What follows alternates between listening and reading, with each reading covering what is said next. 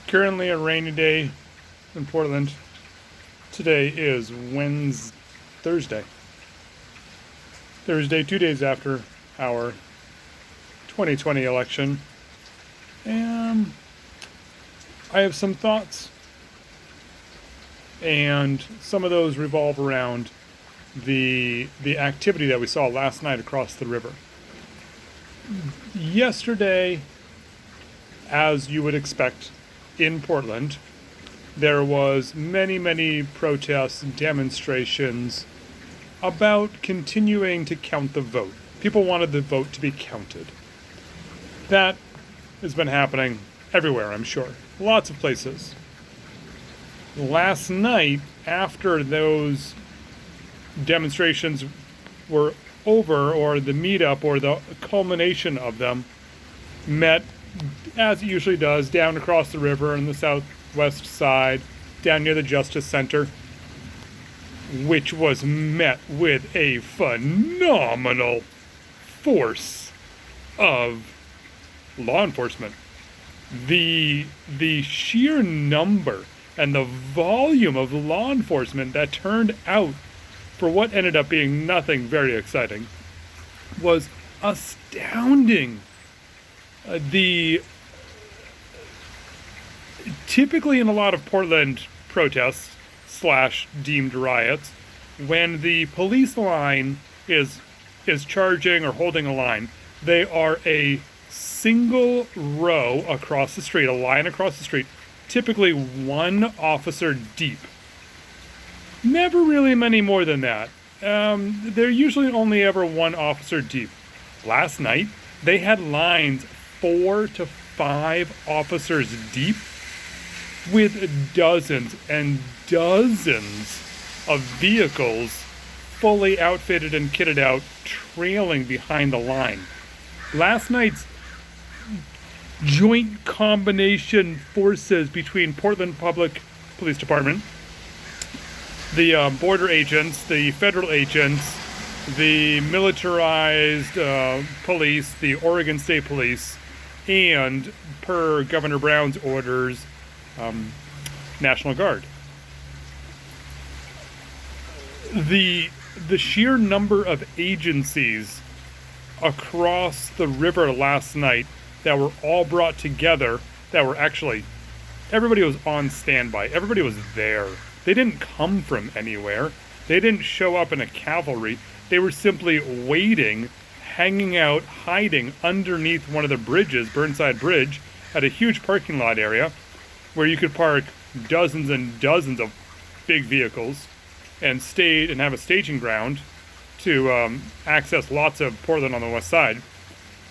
When the actual declaration of riot was announced, the National Guard showed up so fast. They literally have just been sitting waiting, which was great. I think the funny thing is that different agencies were telling the crowd, the demonstrators, different ways to move, different locations that they should go to. One agency will say, you have to go to the east. Another agency will be there at the east saying, no, you have to go north. Another agency would be like, no, you have to go west, even though you can't. Go south again. And the crowd was literally just shuffled around the streets.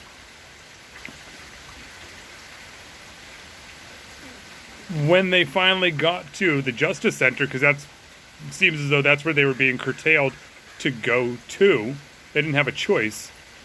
The number of protesters was minuscule in comparison to the overwhelming volume and sheer numbers of the law enforcement, the National Guard.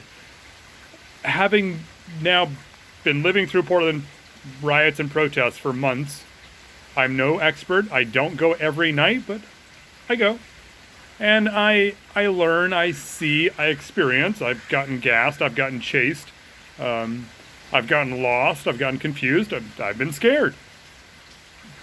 It's adrenaline, it's exciting, there's so much to do, so much to see. And if you can't do anything else because everything else is COVID shut down, you might as well go hang out at a protest. Doing good things for a good purpose. The way that the Portland protests / riots have evolved, and the number of agencies from outside of the Portland area that have been utilized or sent in to squash it, to quell it, to control it, to whatever it. I see this as a training ground. Portland is a training ground for individuals in the law enforcement community to come and get practice.